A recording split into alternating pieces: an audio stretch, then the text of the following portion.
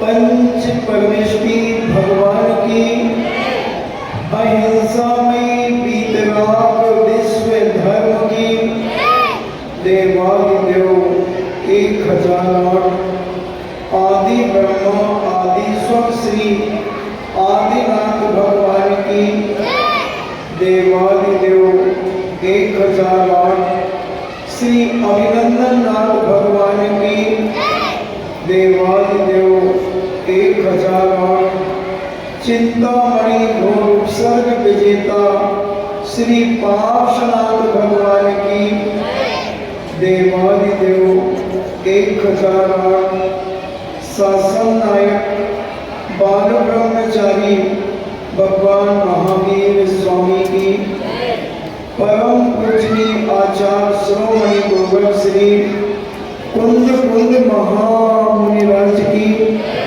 परम पूजनीय आचार्य श्रोमणि गुरुवर श्री विद्यासागर जी महामुनिराज की परम पूजनीय निर्यापक श्रवण मुनि श्री सुधा सागर जी महाराज की पूज्य श्री पूज्य सागर जी महाराज की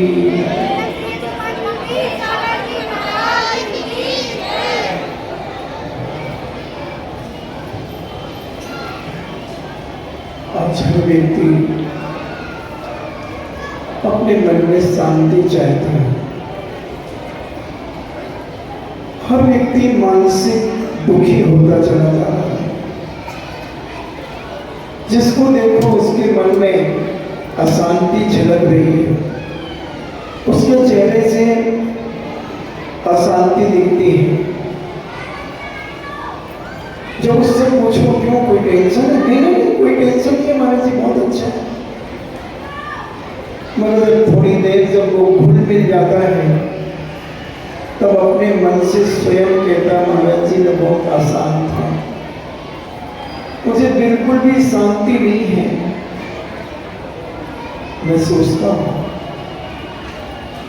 कि शांति कहाँ मिलती है? ललितपुर में कोई दुकान है जहां शांति मिलती है?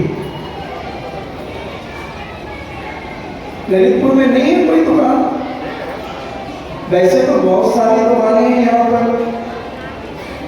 मोटर पार्ट्स की दुकान है, रेडीमेड की दुकान है, रंग पेंट की दुकान है, कपड़े की दुकान है, किराने की दुकान है, गुड़ की दुकान है, शक्कर की दुकान है, घी की दुकान है, सारी दुकानें हैं। मगर ये ललितपुर वाले शांति की दुकान क्यों नहीं खोलते?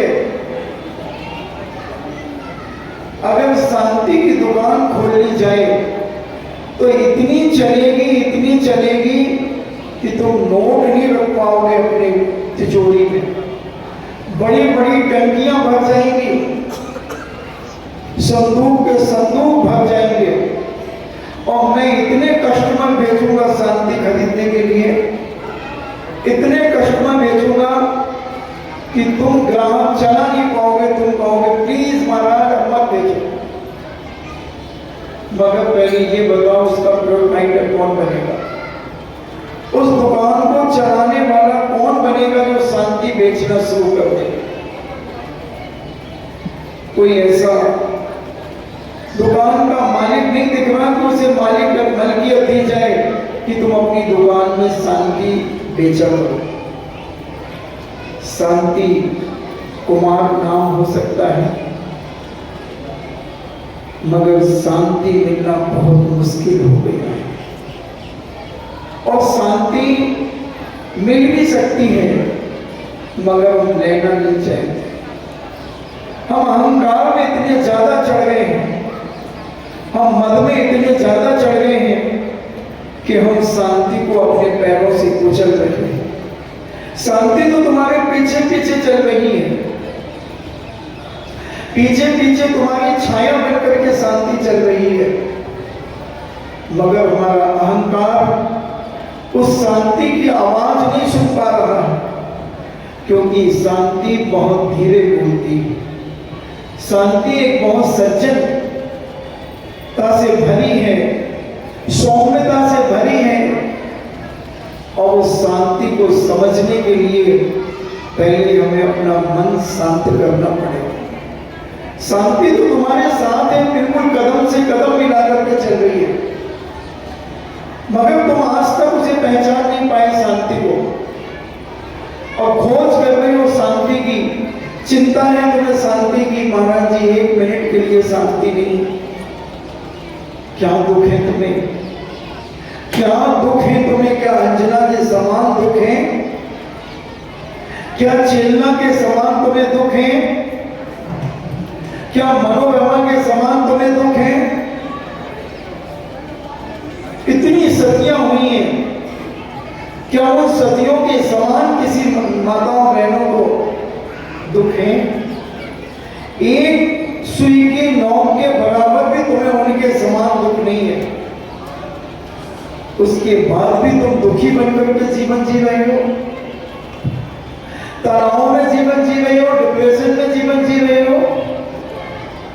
ये सारा का सारा डिप्रेशन और तनाव तुम्हारे अहंकार के कारण तुम्हारे जीवन में उत्पन्न होगा।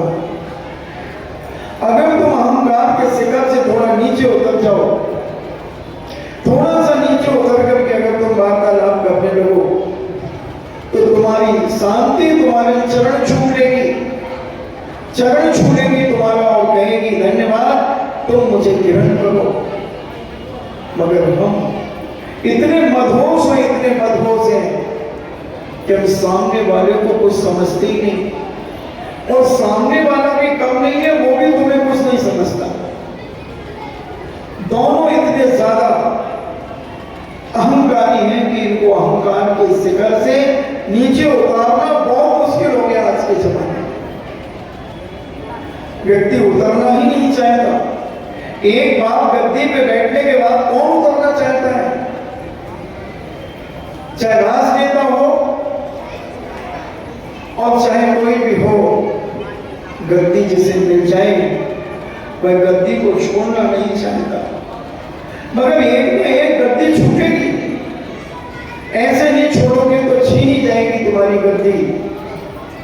समझदारी इसी में है कि थोड़े से छोटे बन जाओ, थोड़े से छोटे बनकर के अपनी जिंदगी को जीना शुरू कर दो, प्रेम और वात्सल्य बांटना शुरू कर दो, 2 मीठे शब्द बोलना शुरू कर दो। मैं आपसे पूछना चाहता हूं, एक साधु ने एक युवा को बुलाया और कहा, एक बहुत सुंदर बालिका जा रही है, तुम उसे देखना चाहोगे? उस युवा ने कहा कि हाँ। उन्होंने कहा देखो वो जा रही है। युवा ने उसे देखा, देखता रहा, देखता रहा, जब तक वो दिखती रही, जब तक वो देखता रहा। साधु ने कहा कि वो बालिका तुम्हें कितने दिन तक याद रहेगी? बोले 2-3 दिन तक। बोले फिर भूल जाओ। अब बोले एक काम कर दो, बच्चों एक काम करते हैं, मैं तुम्हें एक पैकेट देता हूं और उस पैकेट को यहां के जो नगर सेठ हैं उनको दे करके आना है, उनको दे करके आना है। उसने कहा ठीक है बाबा जी, मैं दे आऊंगा। और वो पैकेट लेकर के गया। चौकीदार बैठा था।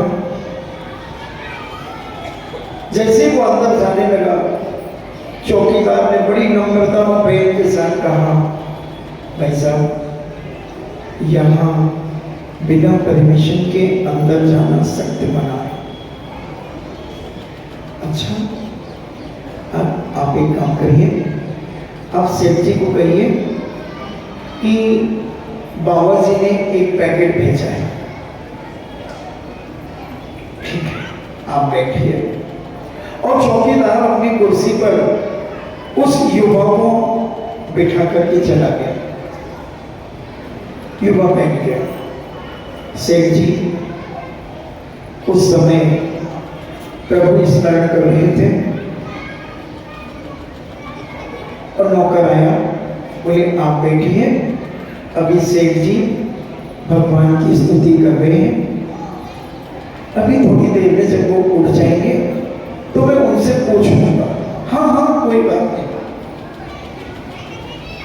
और सेठ जी आधा घंटे में अपनी भक्ति के सारे नियम करके बैठ गए। बैठक में गलीचे के ऊपर बैठे थे। चौकीदार ने कहा बाबूजी प्रणाम। बोलो बेटा क्या बात है? बाबूजी एक युवा आए हुए हैं, भाषा को समझना। एक युवा आए हुए हैं और वो एक कुछ वस्तु लिए और कह रहे हैं कि आपके बाबा जी ने भेजी थी। सेठ जी उठे, अपने महल से निकल करके दरवाजे पर आए और उनसे नमस्ते किया। नमस्ते नमस्ते, आओ आओ, आप आए ना? हाँ आइए। सेठ जी ले जा रहे हैं, आइए। और अंदर बैठक में ले गए, बिठाया, वस्तु को लिया, उनसे कहा भोजन करें। नहीं मैं घर पे करूँ। नहीं, आप हमारे मेहमान हैं, आप हमारे अतिथि हैं, आप भोजन करिए। और उनको भोजन कराया, आप थोड़ा विश्राम करिए। विश्राम कराया, फिर उसके बाद विश्राम से जब वो उठे तो उनको हाथ पैर धुलवाए। फिर दोपहर का जो भी आप लेते हैं, दोपहर को शिकंजी है, जूस है, वो खिलाया पिलाया। फिर शाम को जब वो जाने लगे, बोले नहीं ऐसे नहीं जाओगे, भोजन करके जाओगे, शाम का भोजन। अभी बोले भाई आपने तो इतना खिला दिया कि मेरे तो नहीं थोड़ा सा दे दीजिए, हल्का फुल्का। और हल्का फुल्का होने दिया। और उसके बाद उन्होंने कहा अब तो चलो, हाँ आइए। और सेठ जी साथ साथ उनके आ रहे और बोले कि रुको ड्राइवर साहब, इनको छोड़ करके आओ। ड्राइवर साहब इनको छोड़ कर जाओ, देखो पहुंचने के बाद आप फोन करना कि सही सलामत पहुंच गए कि नहीं पहुंचे। वो पहुंच गए, उन्होंने फोन किया कि मैं बिल्कुल सही सलामत पहुंच गया, बहुत अच्छा आपने व्यवहार किया। और उनके ड्राइवर साहब भी बहुत अच्छे हैं। ड्राइवर लौट के आया, बोले ड्राइवर साहब सही स्थान पे पहुंचा दिया? बोले हाँ। अब वो बाबा जी के पास पहुंच गए। बाबा जी ने कहा कि कैसा रहा आज का सफर? बोले बहुत अच्छा, बड़ा सौम्य था, बड़ा आनंदमय था। तो बाबा जी ने कहा ये तुम्हें कितने दिन तक याद रहेगा? कितने दिन तक ये आज की दिनचर्या तुम्हें याद रहेगी? वो व्यक्ति कहता है जब तक मेरे घट में प्राण रहेंगे, जब तक मुझे ये आज का माहौल याद रहेगा। बोले वो बालिका याद नहीं रही? बोले वो तो 2-3 दिन में चली गई, मगर मेरे जीवन में जो इतनी सज्जनता से, इतने आत्मीय वात्सल्य भाव से जो मेरे साथ पेश किया गया व्यवहार, ये मेरे रग रग में बैठ गया है, ये मेरे घट घट में बैठ गया है, कण कण में, मेरी अंतर आत्मा के अंदर ऐसा उतर गया है कि हम कह नहीं सकते। इतना बड़ा नगर सेठ मुझे लेने आया है, मुझे छोड़ने आया है, मुझे गाड़ी में बिठा करके मुझे पुनः बाबा जी तक पहुंचाया है। बोले दुनिया की हर चीज में भूल सकता हूं, हर चीज भूल सकता हूं, यहां तक कि मैं अपने माता पिता को भी भूल सकता हूं, क्योंकि कितने माता पिता याद रखूंगा? इस जन्म के माता पिता याद है, मरने के बाद फिर कोई माता पिता बनेगा, फिर मरने के बाद फिर कोई माता पिता बनेगा। क्यों नहीं आते स्वर्गीय देवता?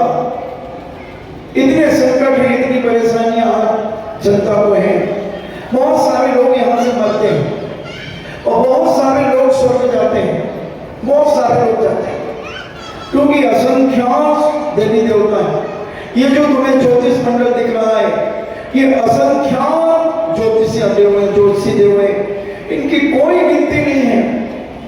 केवल जो तारे हैं एक चंद्रमा के साथ में, ये 66,975 कोड़ा कोड़ी है एक चंद्रमा के साथ में।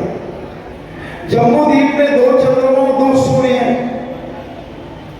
तो इससे डबल कर दीजिए जम्मू द्वीप की संख्या तारों की।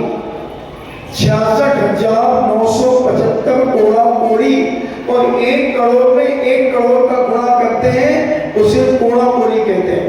तुम्हारे सारे कंप्यूटर फेल है इस मैथमेटिक्स को। जैन दर्शन की मैथमेटिक्स बहुत लंबी चौड़ी है, बहुत लंबी चौड़ी है। सारे कंप्यूटरों में यह संख्या नहीं आएगी, कितना बड़ा से बड़ा कंप्यूटर आ जाए। इतना विशाल है जैन दर्शन की मैथमेटिक्स। इतने देवी देवता क्यों नहीं आते? तुम्हारे घर के भी लोग मर करके स्वर्ग जाते होंगे।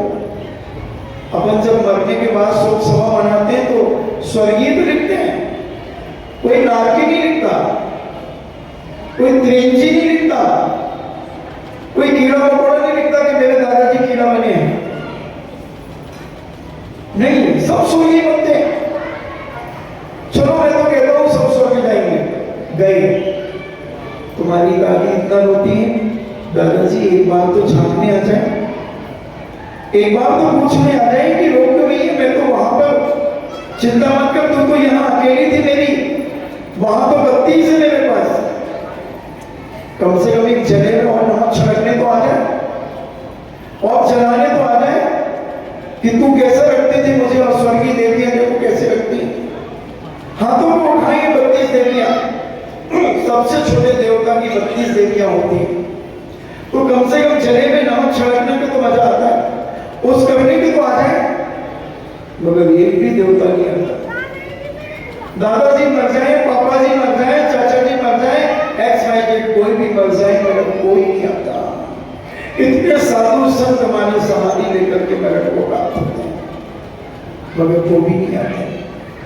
पूज्य आचार्य विद्यासागर जी महाराज को जब 26 साल की उम्र में उन्हें आचार्य पद से घोषित कर दिया पूज्य ज्ञान सागर जी महाराज ने, आचार्य ज्ञान सागर जी महाराज ने।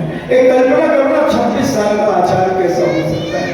तुम्हारी उम्र कितनी है, तुम अपनी उम्र से आंक लेना कि मेरी उम्र के वो आचार्य बन गए, नमोकार मंत्र की एक कड़ी में जुड़ गए, नमोकार के महामंत्र में एक तीसरी कड़ी में आ गए, नमो आईरी आनंद में आ गए। तब ज्ञान सागर जी महाराज से पूज्य आचार्य विद्यासागर जी महाराज ने कहा कि आचार्य श्री, आपने मुझे इतनी छोटी सी उम्र में दी आचार्य बना दिया, अगर मुझसे कोई गलती होने लगे तो आप तो स्वर्ग में जाएंगे पक्का है, आप वहां से मुझे संबोधन करने आ जाना। पूज्य ज्ञान सागर जी महाराज कहते हैं, विद्यासागर जी सेवा करना हो तो करो, मैं नहीं आऊंगा, मैं नहीं आऊंगा, नहीं आऊंगा। सेवा करना हो करो, मैं नहीं आऊंगा। बोले क्यों नहीं आओगे? आपको इतना प्यार करते हैं आप मुझे, इतना ध्यान रखते हैं मेरा, आपने पढ़ाया है मुझे, आपने सब कुछ कराया, सिखाया, पढ़ाया, हिंदी पढ़ाई, सब कुछ किया, संस्कृत पढ़ाई, सब कुछ किया। अगर मेरे जीवन में कभी कोई परेशानी हो, संकट आए तो आप आ जाओगे? नहीं आऊंगा, नहीं आऊंगा, नहीं आऊंगा। क्यों नहीं आओगे? क्या आपको अपने शिष्य से प्यार नहीं है? प्यार तो है, मगर जब मैं स्वर्ग में चला जाऊंगा, जब मैं अपना अवधि ज्ञान लगाऊंगा, तो मैं ना जाने कितने आचार्यों का मैं शिष्य दिखूंगा और ना जाने मेरे कितने शिष्य दिखेंगे। मैं किस किस के पास जाऊंगा, किस किस के पास जाऊंगा? इसलिए मैं किसी के पास नहीं जाऊंगा, मैं अकेला वही रहूंगा अपने स्वर्ग के वैभव के बीच में। तुम संभालना, मैंने तुम्हें सब कुछ बता दिया है। और हम पागल बनकर के यहाँ उनके नाम पर रोते रहते हैं, चीखते रहते हैं, चिल्लाते रहते हैं और अपनी शांति को आग लगाते रहते हैं। और कई तो इतने डिप्रेशन में कि मर जाते हैं। शांति हम अपनी खो देते हैं, शांति अपनी हम मिटा देते हैं, शांति का हम सत्यानाश कर देते हैं। अपने जीवन का व्यवहार ऐसा बनाओ, अपने जीने का तरीका ऐसा बनाओ कि जो तुम्हारे एक बार तुम्हारे संपर्क में आ जाए वो तुम्हें कभी भूले ना, वो कभी तुम्हें भूले ना। एक बार बहू बनकर के जिस घर में चली जाओ, सुनो सुनो सुनो कुंवारी बेटियां सुनो, जिस घर में एक बार बहू बनकर के चली जाओ, उस घर से कभी कोई उलाहना नहीं आना चाहिए। सासू के घर से कोई उलाहना नहीं आना चाहिए कि कहाँ की बहू मैंने मंगाई मतलब बनाई, नहीं तो कोई समझे कहीं बिकती है तो कहीं से खरीद लो। बनाई, कहाँ की बहू बनाई मैंने, तो सासू माँ के मुंह से ये आवाज नहीं निकलना चाहिए, तुम्हारे पति के मुंह से आवाज नहीं निकलना चाहिए कि कहाँ से मेरी वाइफ मिली जो हमेशा नाइट का काम करती। ऐसी वाइफ के काम, किस काम की? मैं कुंवारा था तो बहुत अच्छा था। ये शब्द उसके मुंह से न निकल जाए, अगर निकल गए हैं उसी समय तुम्हें आंख बंद करके विचार करना चाहिए कि मेरी गलती कहाँ है। अपनी गलती को सुधारने के लिए उसी समय चिंतन और मनन में चले जाओ, विचार करने लोगों की आज जो मेरे प्राणनाथ थे, मैंने अपना जीवन जिसे समर्पित किया है, जिसे सब कुछ मैंने दे दिया, सब कुछ दे दिया, अपना शरीर तक इनको समर्पित कर दिया, तो कोई माई का लाल आज तक जिसे छू नहीं सका। समझना बहुत बड़ी बात कह रहा हूँ, कोई माई का लाल आज तक मेरे शरीर को कोई छू नहीं सका, और मैंने एक ऐसे व्यक्ति को समर्पित कर दिया, उसके बाद वो इतना मुझसे दुखी है, इतना ज्यादा दुखी है कि वो कह रहा है कि मेरी ऐसी वाइफ कहां से आ गई। नहीं, कुआरा रहता तो बहुत अच्छा था। फौरन अपने दोस्त, अपनी खौफ खोजना शुरू कर देना, अपनी गलती खोजना शुरू कर देना कि मैंने जिसको सबको दे दिया वो उसके मुख से एक हाय श्वास निकल रही है, उसके अंदर से वेदना निकल रही है। धिक्कार है मुझे, एक बार नहीं 100 बार धिक्कार है कि आज जिसको मैंने पति माना, पति परमेश्वर के समान होता है, उसके अंदर से ये वेदना निकल गई। आज मैं भोजन का नवाला अपने मुख में जब डालूंगी, जब तक मुझे अपनी गलती का एहसास नहीं हो जाएगा। मेरी सासू मुझसे दुखी है, मेरी सासू मुझसे दुखी है क्या इसलिए मैं इस घर में आई थी? मैं इस घर में तो इसलिए आई थी कि मैं इस घर को भी स्वर्ग बनाऊंगी। जैसे मेरा घर स्वर्ग है, मेरे माता पिता का घर स्वर्ग है, आज मैं अपने इस निज घर को स्वर्ग बनाऊंगी। माता पिता का घर तो किराए का था, माता पिता का घर तो किराए का था, असली घर तो मेरा यही है, क्योंकि जिंदगी भर मुझे यहां रहना है।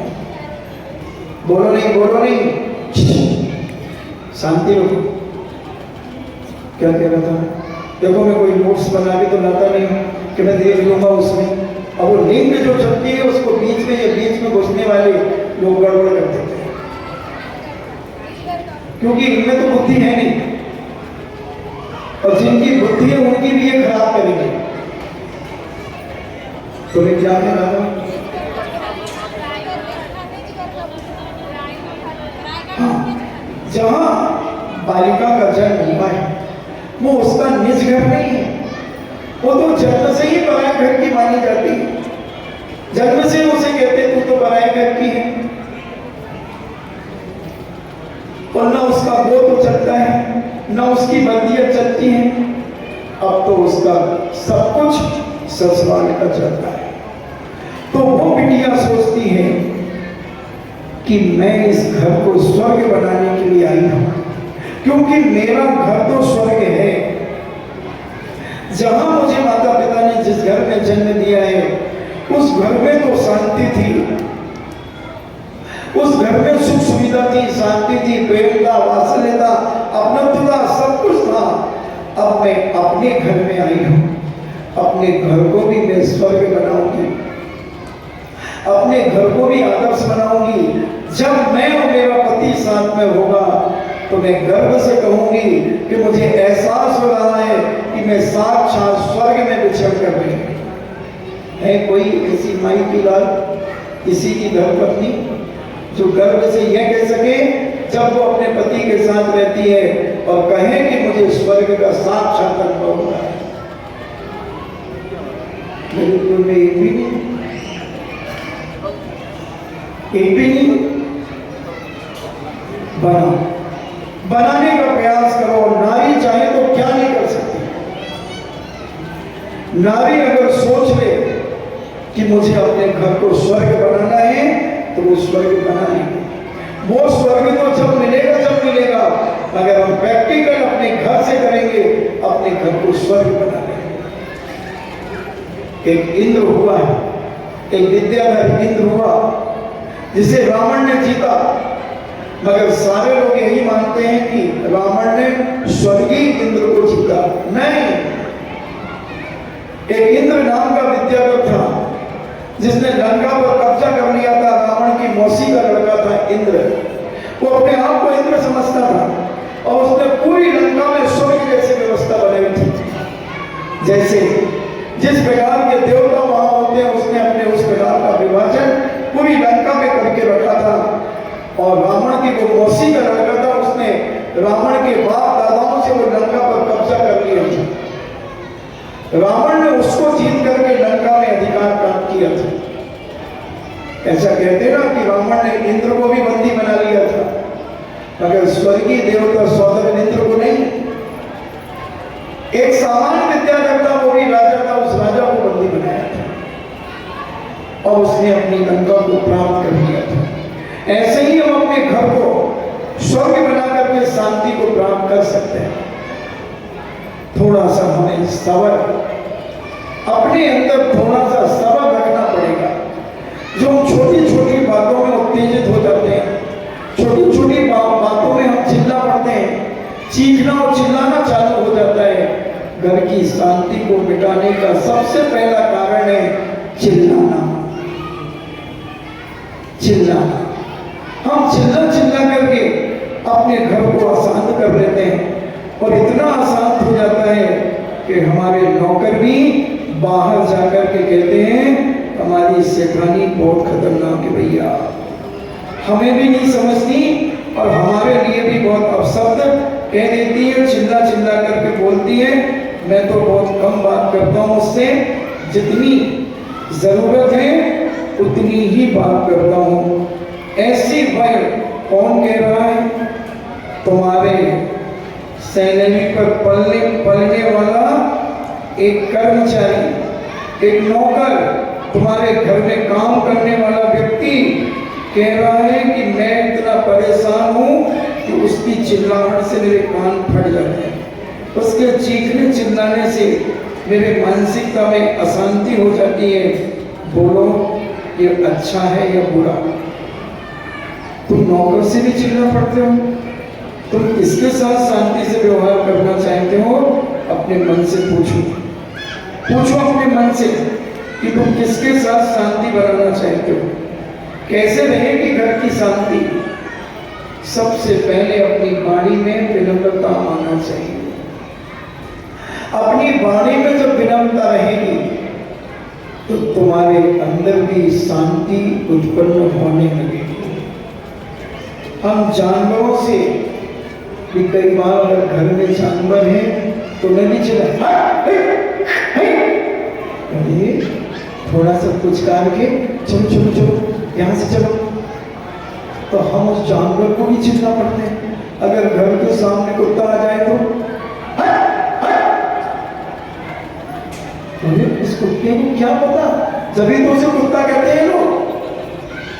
अच्छा बताओ, कुत्ता अच्छा शब्द है या बुरा शब्द है? बुरा है ना? पक्का?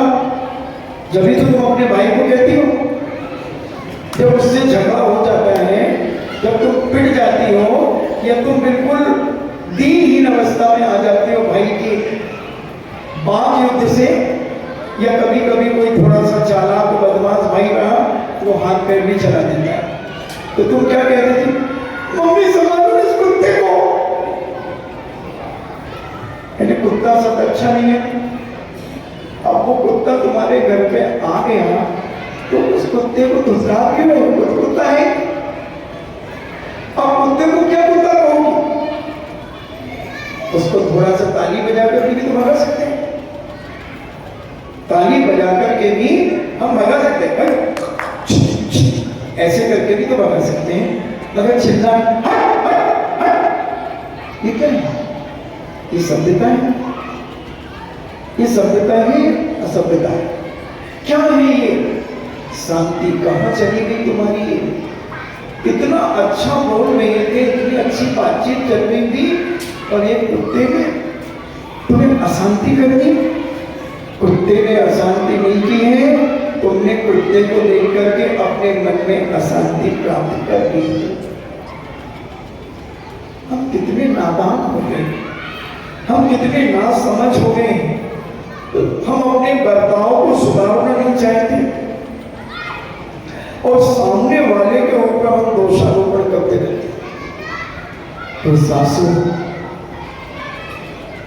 तो बहू बनकर के जब तुम गई हो तो तुम्हारा कर्तव्य क्या है कि तुम्हारा घर जैसे शांतिमय था, जैसे तुम अपनी माँ की दो बातें यानी अपनी मम्मी की दो बातें सुनकर के जवाब नहीं देती थी। सुन रही हो ना? ये बेटियों के ऊपर विशेष रूप से वार्तालाप चल रहा है, और जो बहू बन गई है उनके ऊपर भी, और जो सासू बन गई उनको भी बताता हूँ। अभी वो खुशियां न मनाएं कि बहू की चमड़ी उगड़ गई। अभी तुम्हारी भी गर्म तेल तैयार हो रहा है, उसमें नमक मिर्ची और डली हुई है, अभी उसका भी छिड़काव होगा तुम्हारे ऊपर। इनके ऊपर तो अभी ठंडा पानी ही डाला जा रहा है। पता नहीं कभी कभी कोई ऐसी बातें निकल जाती हैं। मैं अभी रास्ते में आके यही सोच रहा था कि आज क्या बोलूंगा मैं, मगर यहाँ मंगलाचरण करते ही मैं चालू हो गया। तो अगर बहू पहले अपना घर समझे कि जहाँ मेरे माता पिता ने पानी ग्रहण किया है वह मेरा स्वयं का घर है। ये जो सासू नहीं है, ये मेरी माँ, और ये ससुर नहीं है, ये मेरे पिताश्री है। पिताश्री, ये मेरी सासू माँ और ये मेरे पतिदेव हैं, और इनका छोटा भाई मेरा भी भाई है छोटा। देवर मत कहो, भैया जी कहो, भैया कहो। और फिर देखो तुम जिस घर को सुख शांति से तुम भर में, उस सुख शांति के भरे हुए घर से तुम आई हो, तुम्हारे घर में बहुत अच्छा वातावरण था। तुम्हारी माँ बहुत, ये देखो भी छोटे बच्चे बहुत शैतानी कर रहे हैं। एक जन जाकर के रोक करके आओ, सबको गेट के बाहर खदेड़ दो। तो वही जब हम अच्छे घर से आए हैं, जब हम अच्छे सुख शांति समृद्धि युक्त परिवार से जब हम आए, तो हमारा कर्तव्य क्या होता है कि जिस घर में हम गए हैं उस घर को भी हम सुख शांति और समृद्धि से परिपूर्ण करें। एक मैनेजर जब किसी क्षेत्र से या किसी ऑफिस से दूसरे ऑफिस में या दूसरे क्षेत्र पर जाता है, अगर वो सच्चा मैनेजर है तो उस मैनेजर के रग रग में एक ही बात होती है कि मैंने उस क्षेत्र को ऊंचाइयां दी हैं, तो मैं अपने क्षेत्रों को भी ऊंचाइयां दूंगा। मैनेजर्स जो होते हैं ऑफिसों के, अगर उनका कभी चेंज होते हैं तो उस ऑफिस में बैठकर उस कंपनी को भी बहुत ऊंचा उठाने का प्रयास करते हैं। ऐसे ही प्रत्येक बिटिया का कर्तव्य होता है, प्रत्येक बहू का कर्तव्य होता है कि जिस घर में वो गई है उस घर को वो कितनी ऊंचाइयां दे सकती है, अपने व्यवहार से, अपनी वाणी से, अपने उठने बैठने के तरीके से, अपने खाने पीने के तरीके से, अपने पहनने ओढ़ने के तरीके से कितना अपने घर को आदर्श बना सकती है। वो उस बिटिया रूपी बहू के ऊपर सारा का सारा दारोमदार उसके ऊपर। वो चाहे तो घर को स्वर्ग बना दे और वो चाहे तो घर को नरक बना दे। सारी ताकत उस बहू के ऊपर है, बहू के ऊपर है। अगर वो आदर्श बहू बन करके गई है और अपने जीवन में ये संकल्प लेकर के गई है कि अब मैं अपने घर में जा रही हूँ। क्यों महाराज जी, मेरा घर तो वो था, वहां मेरा जन्म हुआ था, मेरे माता पिता वहां रहते, मेरे भाई वहां रहता है, सब कुछ वहां है, सब कुछ वहां रहते हुए भी तुम्हारी ससुराल ही तुम्हारा घर है। शायद मैंने एक दिन कहा था कि जगन्नाथ सीता मां जब उनका स्वयंवर हुआ, स्वयंवर के बाद जब विदा हुई तो जनक सीता ने अपनी दादी माँ से कहा, दादी माँ भोग, और उनके चरण छुए और कहा कि दादी माँ अब मैं पराए घर में जा रही हूँ, मुझे कैसे रहना चाहिए। उसी समय दादी माँ ने उनके दोनों ओठों के बीच में उंगली रख दी। बोले माँ मैं चुप हो जाऊं? उन्होंने कहा हाँ, जो तूने लफ्ज निकाले हैं ये लफ्ज ठीक नहीं है। तो बोले मैं दूसरे घर नहीं जा रही हूं। बोले नहीं बेटा, अब तुम अपने निज घर जा रही हो, तुम अपने घर जा रही हो, दूसरे का घर तो ये था, क्योंकि तुम्हारा ड्रेस और एड्रेस दोनों बदल जाएंगे। बोलो शादी के बाद गोत्र बदल जाते हैं कि नहीं, एड्रेस बदल जाता है कि नहीं, और ड्रेस भी बदल जाती है, एड्रेस भी बदल जाता, गोत्र बदल जाता, सब कुछ बदल जाता है। कौन से मोहल्ले मुरी, उजिया मुरी, पता नहीं कौन कौन से गोत्र होते हैं, वो सब बदल जाते हैं। तो सब कुछ अब तुम्हारा वो हो गया। अब तुम्हारा कर्तव्य है कि उस घर को तुम कैसे बना करके रखो। तो दादी माँ ने जब उसके मुंह पर उंगली रखी तो उसने कहा फिर मैं, वो मेरा निज घर है तो मुझे क्या करना चाहिए वहां पर। तब दादी माँ ने कहा कि घर के जब सब सो जाएं तब तुम सोना, और घर के जब जब सब सोते रहे तब तुम उठ जाना, और अपने से बड़ों को कोई काम नहीं करने देना, सब काम तुम अपने हाथों से करना, सब काम तुम अपने हाथों से करना। किसको कहा है मालूम है? किसको कहा? कोई छोटी मोटी नारी नहीं थी, राजकुमारी थी। राजकुमारी, तुम्हारी औकात क्या है? तुम हो कितने पानी में?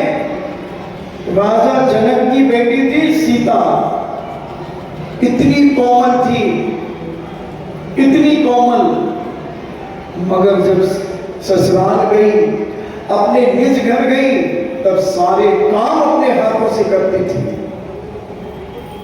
सारे काम अपने हाथों से करती।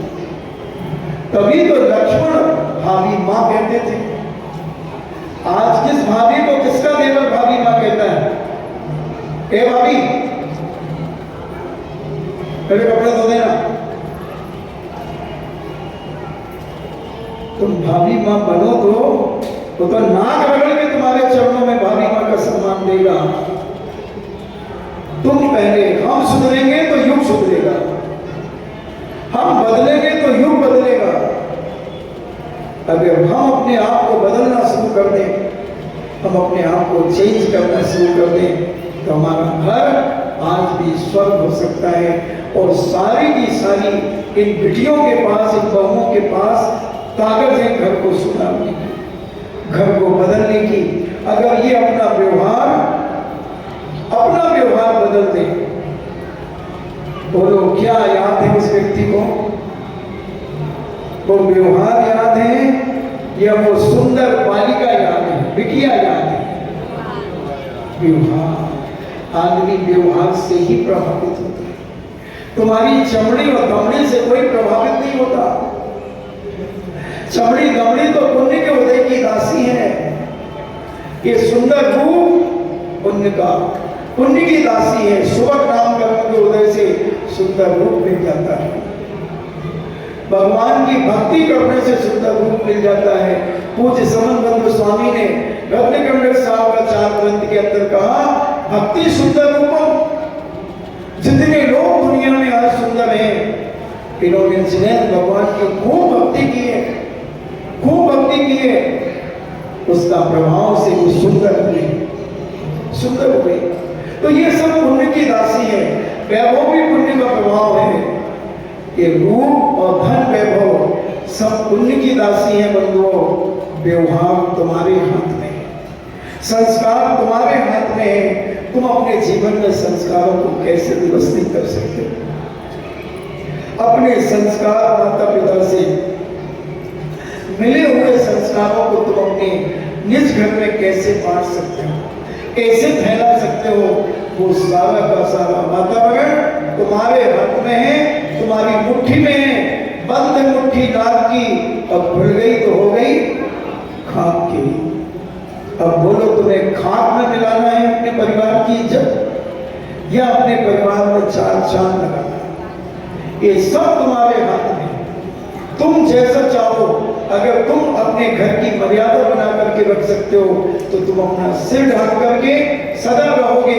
तुम्हारा आदर्श पड़ोसी के ऊपर पड़ेगा, नियम से पड़ेगा। और जो केवल नाटक करेंगे, उनके घर का नर्क बनेगा। और नर्क है, क्योंकि बहू आदर्श नहीं आई। बहू को पहले, बिटिया को पहले सुधरना होगा, बिटिया को पहले संस्कारित होकर के जाना होगा। कैसे नहीं सुधरेगी सामने वाला, कैसे नहीं सुधरेगा? और मान लो सासू खतरनाक है, केतुमती जैसे हैं। केतुमती जानती? अंजना की सासू का नाम केतुमती था, हनुमान जी की दादी का नाम केतुमती था, पवन जी की माँ का नाम केतुमती था। बहुत खतरनाक थी। गर्भवती बहू को भी घर से निकाल दिया था, घर से निकाल दिया था। अब सुनो सासू, तुम तो पहले से उस घर में रह रही हो ना, तो तुम्हें तो पहले घर का वातावरण पहले से मालूम है। तुम एक बहू को नहीं निभा सकी, तुम घर में 5-5, 7-7 लोगों को पहले से निभा रही थी, उनको घर चला रही थी। एक पराए घर की बहू बनकर के तुम्हारी सगी बनकर के आई है, तुम उसको उंगलियां उठा रही हो, उसको जलील कर रही हो, उसको नीचा दिखा रही हो, उसका मजाक उड़ा रही हो, 4 लोगों के सामने उसकी बातें मंदिरों में बैठ करके कर रही हो। भाई जब से वो बहू आई हमारे घर में तो नरक बन गया। तो ये बहुत अच्छी बात कर रही हो, तुम अपने घर की बात बाहर निकाल रही हो। इसको कहते हैं घर का बेदी लंका ढाए। पड़ोसी को क्या मालूम था कि तुम्हारे घर में क्या हो रहा है, मगर तुमने बाहर जाके अपनी 4 सखियां मंदिर में बैठ के करे बतिया, क्या कहा तुमने, पूरे घर को आग लगा दी तुमने। अभी जो इज्जत से तुम्हारा घर लोग देखते थे, आदर और सम्मान से तुम्हें, गरिमा से तुम्हें मानते थे, मगर तुमने सुना करके सारे घर में आग लगा दी, मोहल्ले में सारी इज्जत मिट्टी में मिला दी। बहू ने नहीं मिलाई, किसने मिलाई? बहू बिचारी को, बहू ज्यादा लोगों से कहती है ये दुकनिया ज्यादा से बताओ। यानी ये सासू में अपने घर की बात अपनी सही कहती, देखो भाई कहीं होने नहीं तो हम वो मोड़ा बहुत खतरनाक है, अब यहाँ का कर दे, अब मूड़ी खोल दे भाई, हम तो बोल सकते।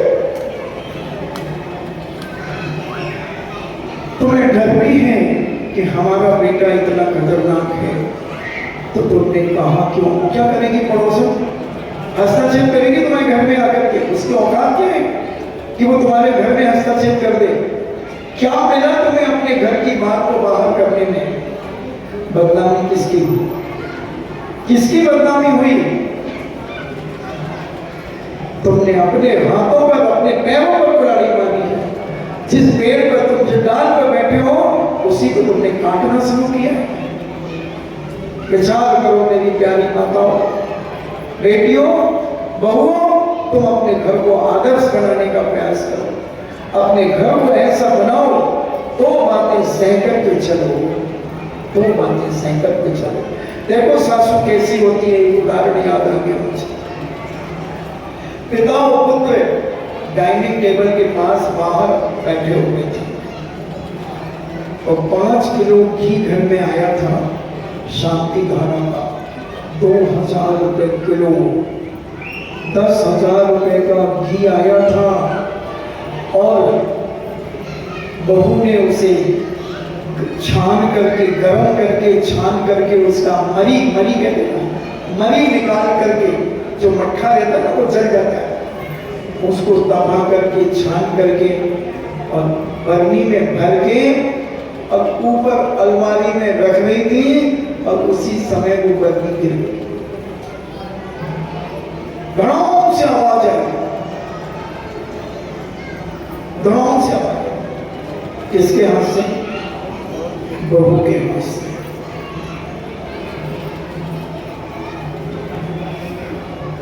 पति और पुत्र, पिता और पुत्र भोजन कर रहे थे।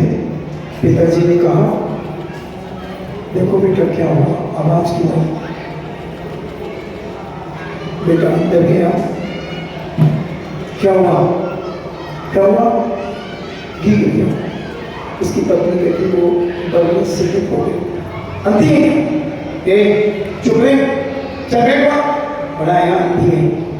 उसके हाथ से नहीं गिरी, मेरे हाथ से गिरी। अब बोल मुझे, एक दोगे तो भूल जाएगा छोड़ी। और इतने में पति उठ करके आए। किसके हाथ से बर्नी फूटी है? मेरे हाथ से फूटी है। बोलो क्या कह रहे हो? नहीं कुछ नहीं, मैं तो देखने आया था, मैं तो देखने आया था। और दोनों पिता पुत्र बैठ गए और सासू ने बाहर जाके कहा, तुम्हें इन चीजों से लेना देना क्या है? ये घर की बात है, महिलाओं के बारे की बात, तुम अंदर आए क्यों? तुम्हें मतलब चुप रहो, मतलब की बातें चालू मत किया करो। और बहू बिल्कुल शांत हो गई और बहू ने घी उठा करके जो रखना चालू किया। सासू कहती रहना तो बेटा कांच लग जाएगा, कोई बात नहीं, क्या फर्क पड़ता है, और आ जाएगा। भाई को बुलाओ और ये साफ कर दीजिए। और सासू ने बड़े प्यार से अपनी बहू के मस्तक पर हाथ रख के उसकी पीठ तक हाथ फेर दिया। कोई बात नहीं बेटा, डरो मत, कुछ बोले तो मुझे बताना, कुछ बोले तो मुझे बताना। बहू बहुत सहम गई, बहू बिल्कुल सहम गई, बिल्कुल मासूम हो गई। मगर सासू माँ ने उसे अपने कमरे में ले गई और उसे इतना सहलाया, इतना प्यार दिया कि आधा घंटे में बहू पुनः बिंदास हो गई और प्रसन्नता से अपने जीवन को जीने लगी। है कोई माई की नाथ सासू सवाल कि बहू की गलती अपने माथे पर ले ले, अपने माथे पर ले ले, उसे कहते हैं सासू माँ और उसे कहते हैं बहू रानी। अब इसी को थोड़ा सा मैं पलटता हूं, इसी को मैं थोड़ा सा पलटता हूं। बहू के हाथ से पुनः एक बरनी गिरी, 5 किलो घी था।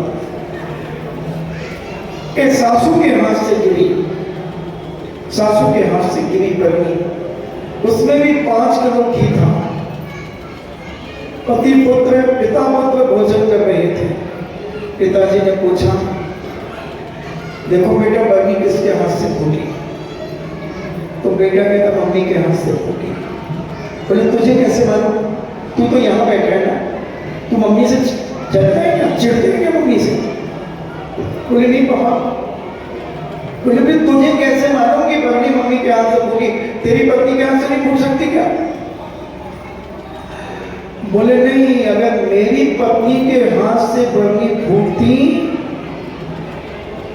तो टंकार के साथ झंकार भी आती।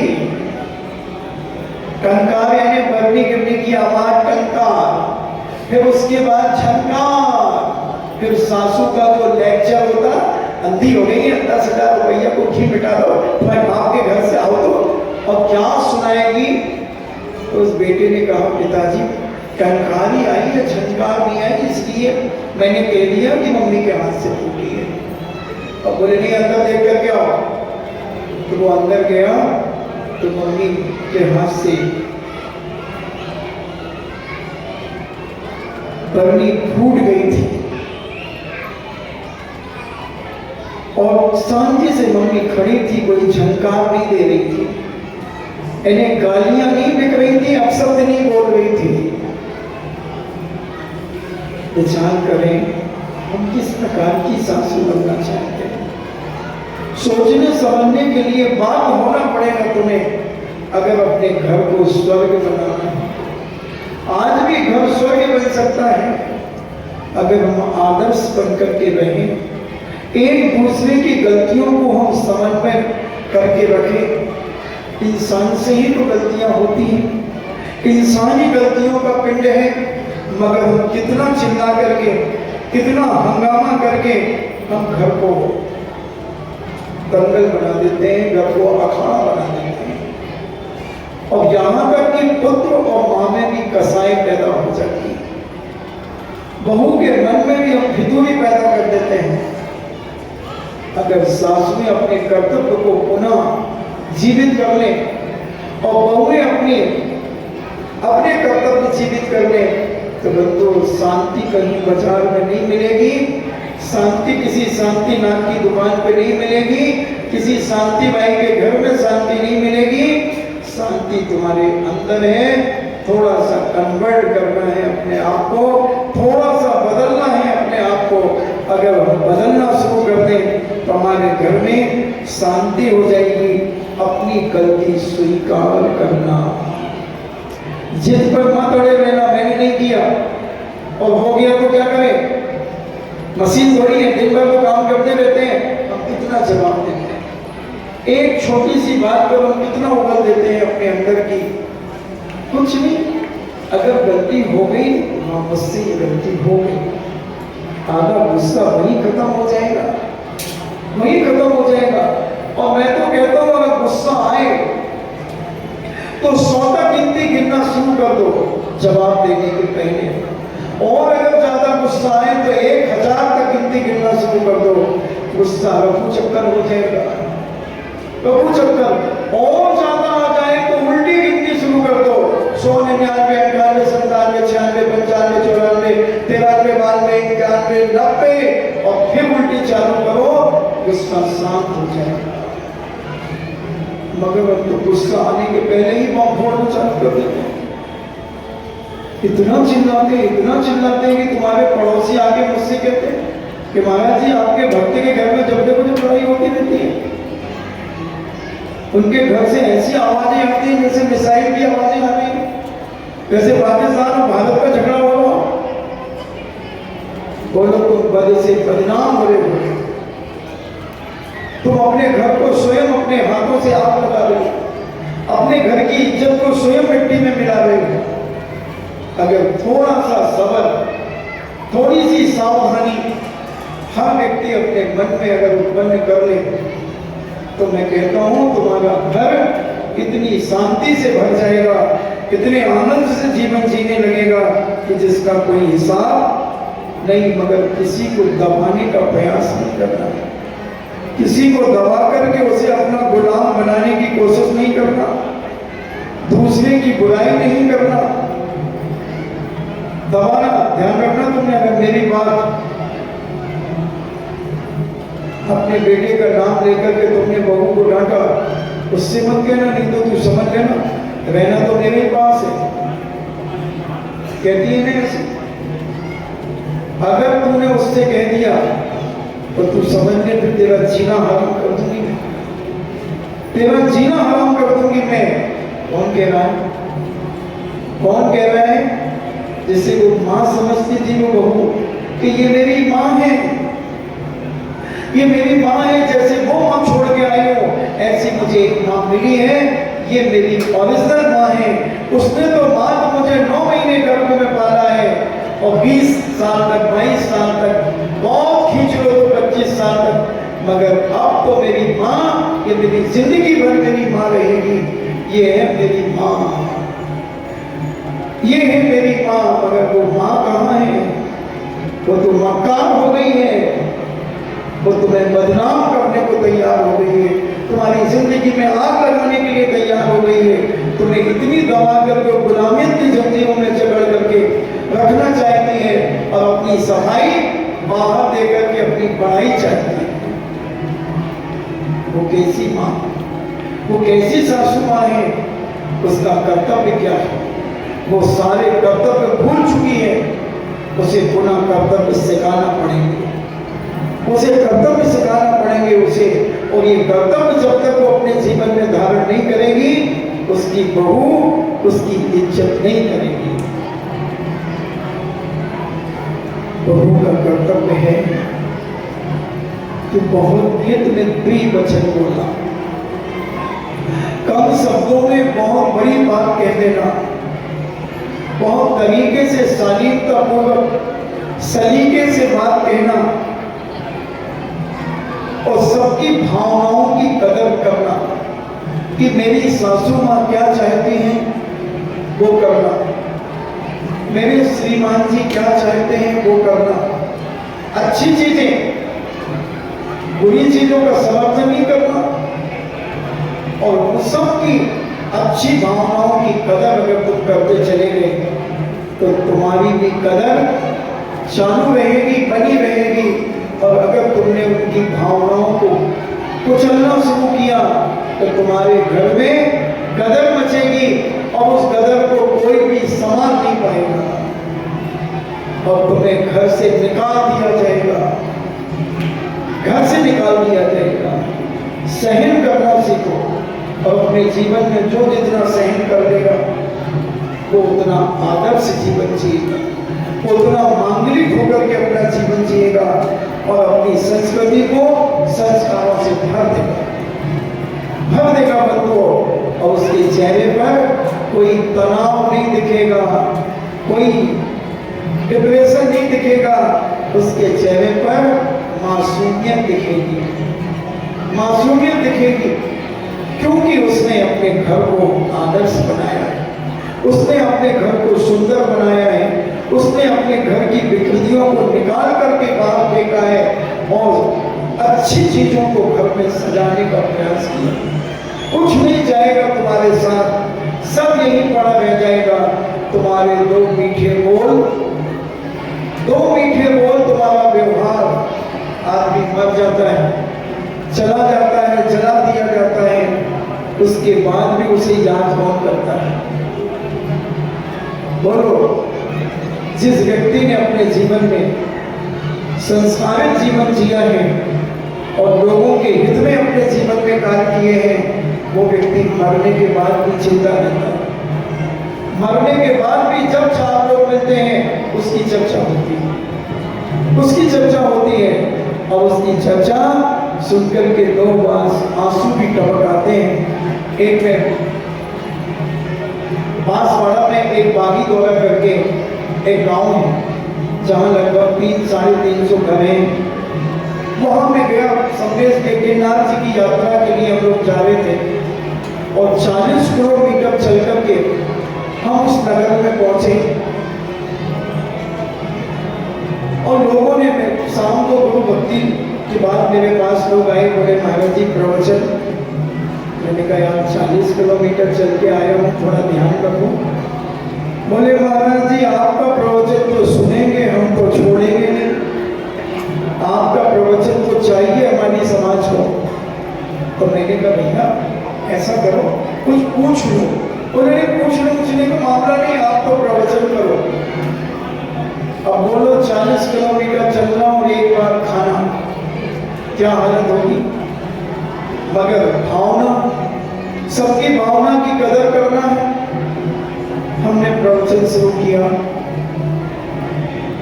1.25 घंटे तक प्रवचन चला, 1.25 घंटे। वहां एक संस्करण मुझे याद आया उसी गांव का। एक बच्चा बहुत सुंदर था, बहुत सुंदर, और सेवा दल में वो बॉम्बे बाहुबली के कार्यक्रम में जा रहा था या लौट के आ रहा था और रास्ते में वो ट्रेन में चिपट गया, वही मरण को प्राप्त हो गया। और जब उसकी लाश उसके घर आई, हजारों की तादाद में लोग वहां इकट्ठे थे, मगर उसकी मां का एक भी आंसू नहीं निकला, नहीं रोई वो, और लोगों को समझा रही है कि मेरा बेटा मरा नहीं है, मेरा बेटा मरा नहीं है, मेरा बेटा सदा जिंदा रहेगा, क्योंकि मैंने उसे ऐसे संस्कार दिए थे गर्भ से लेकर और परसों तक मैंने इतना संस्कारित किया था कि मेरा बेटा 24 घंटे अपने जीवन में धर्म को साथ में रखता था, अपने व्यवहार को इतना बना करके उसने रखा था। और मेरा बेटा नियम से स्वर्ग में गया है और वो स्वर्ग से कांग्रेस बाहुबली की मैनेजमेंट कर रहा होगा, व्यवस्था कर रहा होगा। मेरा बेटा मरा नहीं, मेरा बेटा संस्कारित था। क्या कोई मां अपने बेटे के लिए कह सकती है? अगर तुम्हारा बेटा विदेश में हो तुम कह सकती हो कि मेरा बेटा वहां आज भी संस्कारित है?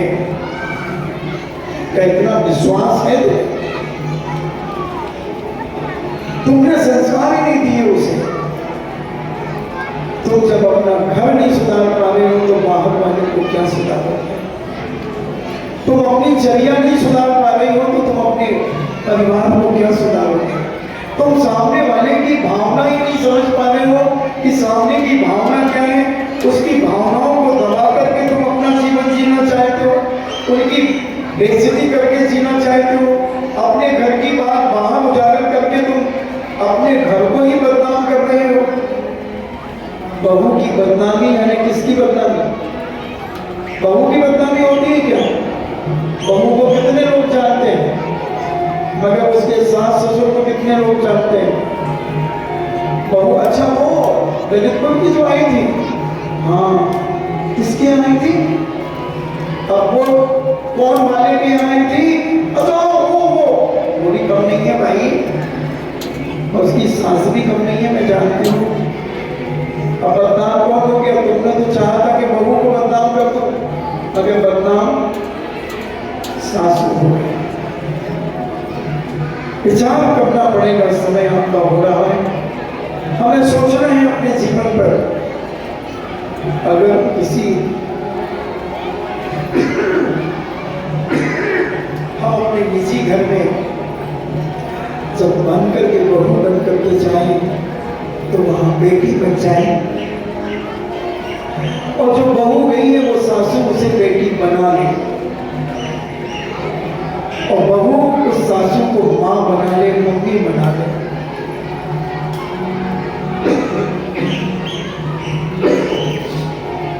अगर ये बन जाते हैं तो तुम्हारा घर जीवन के अंत तक संस्कारित रहेगा, और जब तक सूरज और चांद रहेंगे उस कुल में कभी कोई उंगली नहीं उठा पाएगा। मगर पहले संस्कारित तुम्हें होना पड़ेगा, या तो बहू हो जाए संस्कारित, सहन करे। जैसे मान लो किसी व्यक्ति को डॉक्टर साहब ने कहा कि अगर तुम्हारे हड्डी का बुखार है और ये बुखार ऐसे नहीं जाएगा, तुम्हें 1 गिलास रोज नीम का जूस पीना पड़ेगा, और कम से कम 6 महीने रोज 1 गिलास नीम का जूस पीना पड़ेगा, अगर ये हड्डी का बुखार तुम्हें निकालना है। और पीना है, हर व्यक्ति को स्वस्थ रहना है, पिएगा। तो मुंह बना करके कितने दिन पियोगे? 1 दिन, 2 दिन, 3 दिन, 4 दिन, 5 दिन, 1 हफ्ते। फिर उसके बाद घर से पी जाएंगे, क्योंकि मैंने तो पिया है। 1.5 महीने मैंने 1 गिलास, इतना बड़ा पंजाबी गिलास नीम का जूस पिया। मेरे आचार्य ने मुझे पिलवाया, बोले बुखार ठीक करना है तो नीम का जूस पीना पड़ेगा। मैंने पीऊंगा। 1-2 दिन तो मुंह बना करके पिया, उसके बाद तो ऐसे पीता था जैसे ऑरेंज का जूस पी रहा हूं, जैसे मौसमी का जूस पी रहा हूं, जैसे अनार का जूस पी रहा हूं, जैसे अनानास का जूस पी रहा हूं। ऐसे गड़गड़ करके पी जाता था, क्योंकि मुझे मालूम था कि गुरु जी ने कहा कि ये पीना है।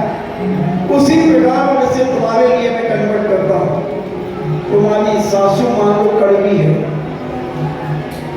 उसका जूस बना के मत पीना। तुम्हारी सासू मान लो कड़वी है तो जूस बना के मत पीना। तुम्हें मालूम है कि जैसे नीम का जूस मुंह बनाए 2-3 दिन पिया है, उसके बाद गटगट पी गए, ऐसे ही अब मुझे जिंदगी भर इसके साथ रहना है। अब ये लाते मारे तो, ताने मारे तो, और क्या मारती है? चाटा मारे तो, और क्या करती है? बदनाम करे तो रहूंगी यही। और अपन को मालूम है इसका स्वभाव कड़वा है, कड़वा है। डोंट वेरी बी हैप्पी, मस्त रहो, उसको मस्ती में मस्त रहने दो, तुम अपने कर्तव्य करते चले जाओ। एक ना एक दिन वो भी पानी पानी हो जाएगी। थोड़े से पैर दबाना शुरू कर दो, गला मत दबा देना,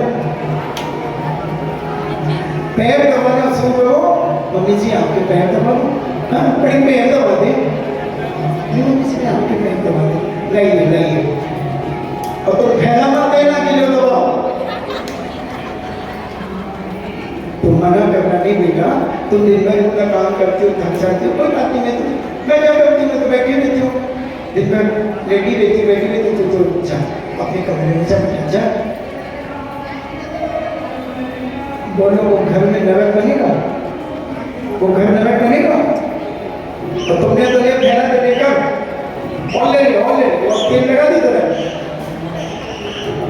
तेल तो तुम लगाना, तुमको करना, तुमको छोड़ना मत।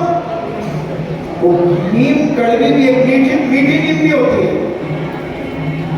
तो वो उसका बीजारोपण खत्म हो जाएगा और मीठी नीम का सत्व उसके अंदर आ जाएगा और तुम्हारी सासू मीठी हो जाएगी। पहले तुम मीठे बनने का प्रयास करो। इन्हीं मंगल भावना के साथ जिनवाणी स्तुति के पहले महायोगी श्रवण 21 तारीख, आज कौन सी तारीख है? 18 तारीख, 19, 20, 21, अभी 2.5 दिन बाद